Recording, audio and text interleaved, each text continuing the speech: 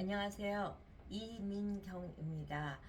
국회 보좌관 22년을 경력을 가진 사람의 눈으로 보는 정치와 국회의원, 이거에 대해서 말씀을 드리겠습니다.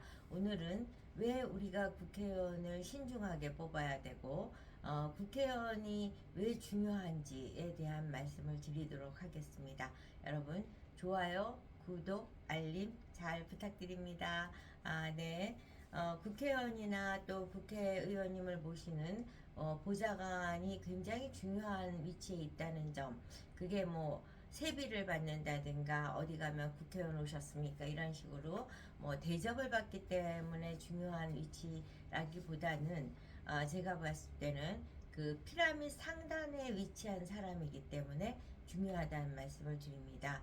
얼마 전에 제가 정치인이나 국회의원이 해야 되는 일 중에 가장 중요한 일이 협상과 조정이라는 말씀을 드렸습니다.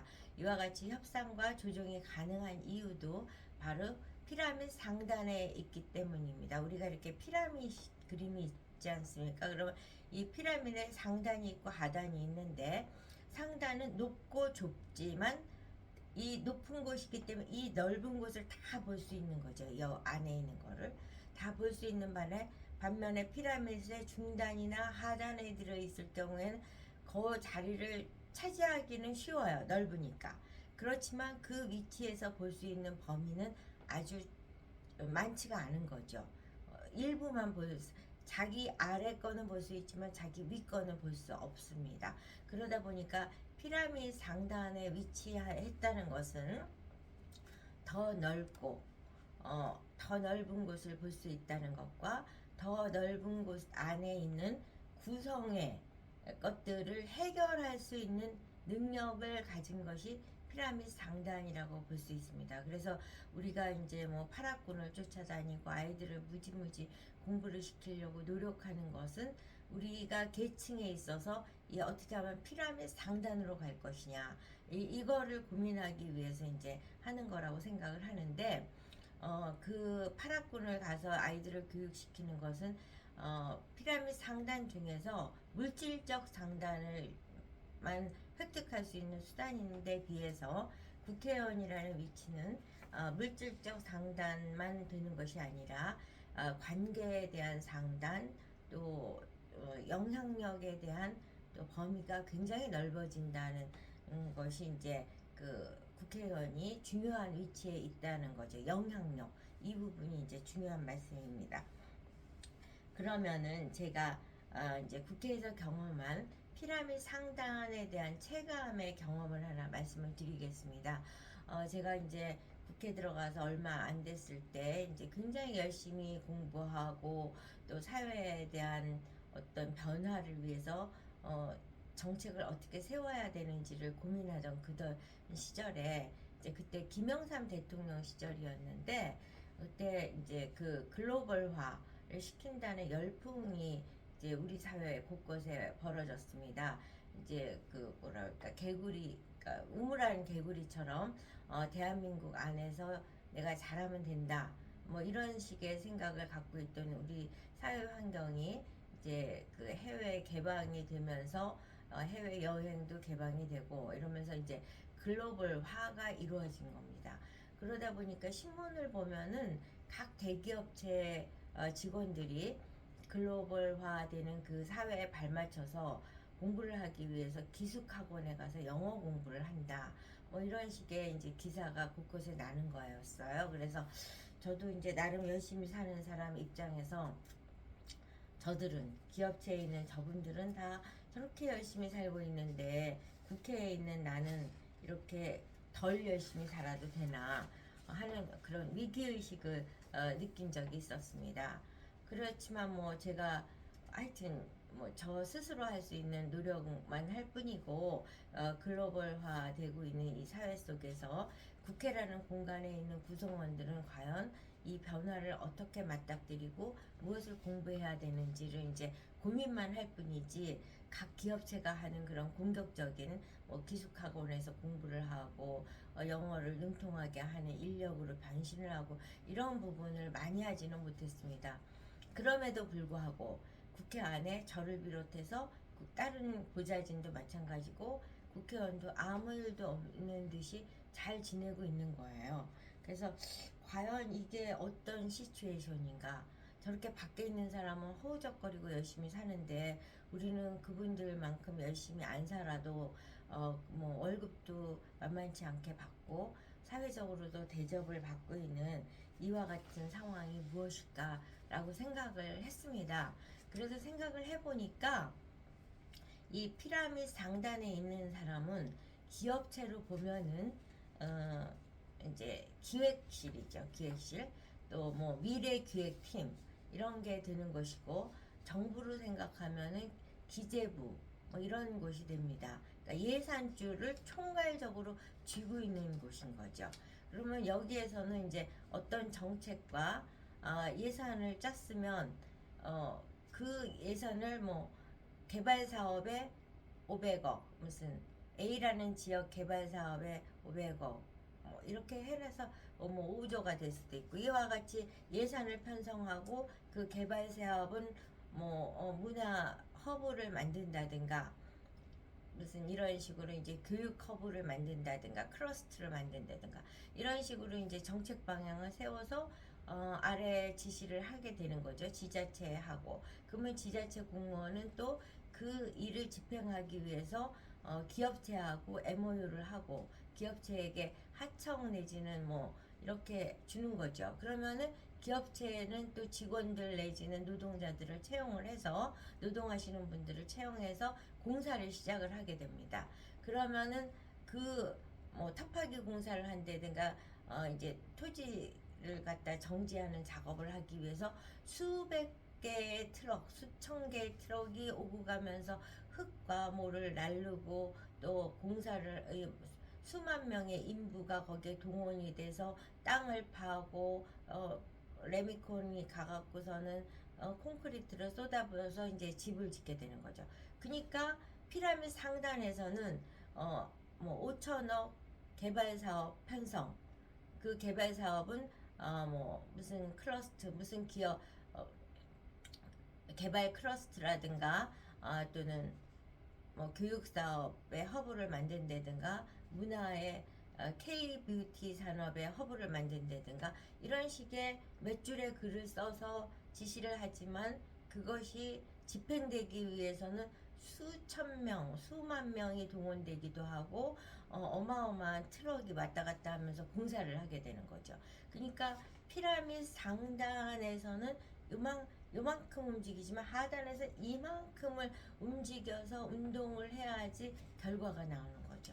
그래서 이렇게 위에서는 펜크투를 지시하면 되는데 그 아래에서는 행동을 하고 결과를 가시적으로 만들어야 되는 현장에 그 집행을 해야 되는 이와 같은 것이 노동량을 위에 피라미드 상단에 있는 사람은 최소의 노동량으로 어마어마한 영향력 있는 일을 하는데 반면 하단에 있는 사람들은 어마어마한 노동량을 통해서 결과를 만들어야 되는구나.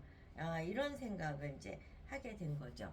우리가 이제 비근한 예를 들면 이제 우리가 예산이 뭐 국회에서 예산이 제때 집행 뭐 방방이를 두들기지 않아서 기한을 12월 2일 기한을 넘겼다 어쨌다 하는데 이제 우리가 예산 심사를 하기 위해서 국회에서 정부로부터 받는 자료가 있습니다.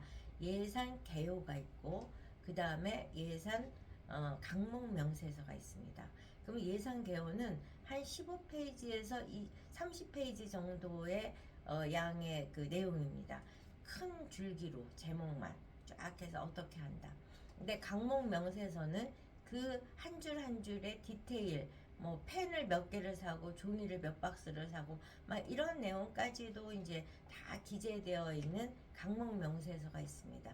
그 강목 명세서는 500페이지 내지 1000페이지 딱 그와 같은 거죠. 그러니까 피라미드 상단에선 15페이지에서 30페이지 이내로 페이퍼가 완성이 되고 일이 끝나는 데 비해서 피라미드 하단에서는 1000페이지가 넘는 디테일이 있어야지 결과가 나올 수 있는 이와 같은 것이 이제 그 피라미드 상단과 하단의 차이입니다. 그래서 이제 국회의원이라는 자리는 바로 그 피라미드 상단에서 그 정책을 만들고 그 정책의 하단에서 집행을 하는 과정에서 무지무지 바쁜 거죠.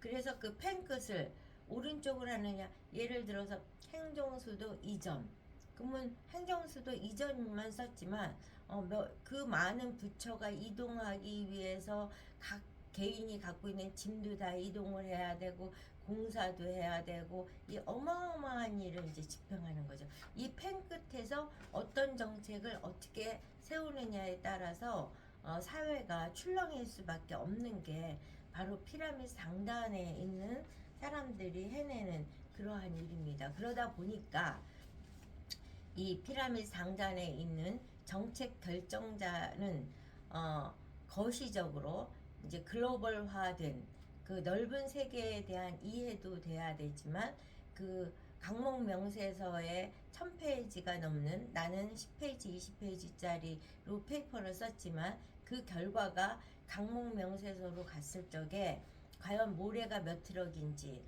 또 거기에 인력은 어떻게 되어야 되는지, 그 인력 간의 갈등과 조직의 운영은 어떻게 돼야 되는지에 대한 디테일이 고민된 그런 정책이 이루어져야지 완전히 그냥 엿장사 마음대로 펜끝을 거서 그 현장이 외면된 그런 정책을 했을 적에는 사회적 부담과 비용이 엄청나게, 뿐만 아니라 갈등의 요인도 될 수 있다는 거.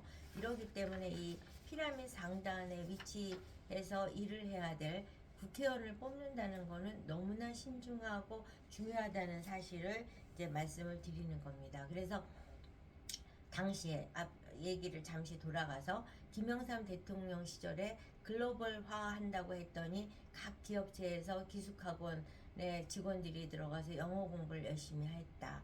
그러면 이제 그 현장에서 삽질을 어떻게 할 건지, 트럭을 어떻게 운전할 건지, 그러한 것들을, 또 소통은 어떻게 할 건지에 대한 공부를 이제 그 기업체에서는 했다면은 중앙에 있는 국회의원이나 보좌진들 또는 뭐 기획, 그러니까 정부에서도 이제 기획을 하는 그런 쪽에서는 이제 글로벌화된 사회의 정책이나 관세 정책이나 통관에 대한 거, 무역에 대한 거, 또 환경 문제, 또 런던 협약에 대한 거, 이런 식으로 정책적인 거를 공부해야 되는 거죠. 그러니까 그 공부해야 되는 게 그 피라미드 상단에 있는 사람의 공부의 영역과 하단에 있는 사람의 공부 영역이 차이가 있는 것이라는 거를 이제 뒤늦게 제가 확인을 하게 된 겁니다. 그때 처음에는 아니 왜 저들은 저렇게 바쁜데 우리 국회에 있는 사람들은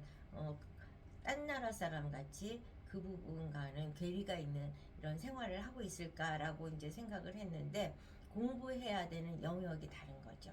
그래서 이제 우리가 직원을 뽑을 때나 일반 회사에서는 성실 근면을 강조한다면은 국회의원을 뽑을 때는 성실 근면은 기본이고 정책 마인드를 갖는 것도 기본이고, 근데 그 정책 마인드에 있어서 올바른 가치관과 사회적 인식, 그 다음에 이제 그 세계관이라든가 이런 종합적인 그런 것뿐만 아니라 또 그러니까 그걸 집행하는 사람들에 대한 현장에 대한 이해, 뭐 이렇게 종합적으로 다 알지 않으면 정말 그 생각 없이 던진 돌에 개구리가 맞아서 죽듯이 우리가 정책을 결정하는 사람의 작은 행위가 사회적 파장과 그 엄청난 영향력이라는 것은 상상을 초월할 정도로 무섭게 결과가 국민에게 피해가 될 수도 있고 이득이 될 수도 있고 발전이 이루어질 수도 있다는 점. 그렇기 때문에 정치인 한 사람 한 사람을 뽑는다는 것은 우리 국민의 입장에서는 내 집을 장만하기 위해서 여러 군데를 발품 팔고 구경하고 다녀야 되는 것 이상으로 국회의원의 프로필도 보고, 그 요새는 뭐 페북이니 뭐 여러 가지 SNS를 통해서도 정치인들의 과거 행적과 발언을 확인할 수가 있습니다. 그래서 우리가 그냥 단순하게 현장에 가서 투표장에 가서 한 사람을 찍으면 된다는 생각보다는 이 피라미드 상단에 있는 이들의 생각과 판단이 우리 개개인 생활 속에 얼마나 크게 파장을 일으킬 수 있다는 점을 생각을 하고 신중하게 뽑아야 된다는 사실을 여러분께 말씀을 드립니다. 피라미드 상단에서 위치해서 재채기만 해도 우리는 하단에 있는 사람은 독감도 걸리고 폐렴도 걸릴 수 있는 이와 같은 사실을 우리는 깊이 인식하고 정치 혐오로 무관심하기보다는 눈을 부릅뜨고 그분들의 행적과 어떤 면에서는 프로필보다 더 중요한 거는 그분들의 생각과 판단, 결정 이게 더 중요한 것이라고 생각합니다. 하단에 있는 사람은 성실근면이 제일 중요한 반면에 피라미드 상단에서 의사결정과 사회의 영향력이 큰 사람을 뽑을 때는 그 사람들의 마음과 생각과 판단 왜냐하면 협상도 하고 조정도 해야 되는 사람이기 때문에 올바른 판단과 가치관을 가졌다는 것은 굉장히 중요한 일이라고 생각합니다. 여러분 우리 4월 10일 선거 때 여러분의 한 표가 우리의 그 피라미드 상단에 있는 그들의 판단과 결정에 의해서 나라가 침몰될 수도 있고 발전될 수도 있다는 사실을 깊이 인식하는 것을 여러분께 강조드리면서 오늘 영상을 마치도록 하겠습니다. 여러분 좋아요, 구독, 알림 잘 부탁드립니다. 여러분 다음에도 또 좋은 영상으로 찾아뵙도록 하겠습니다. 열심히 봐주셔서 감사합니다.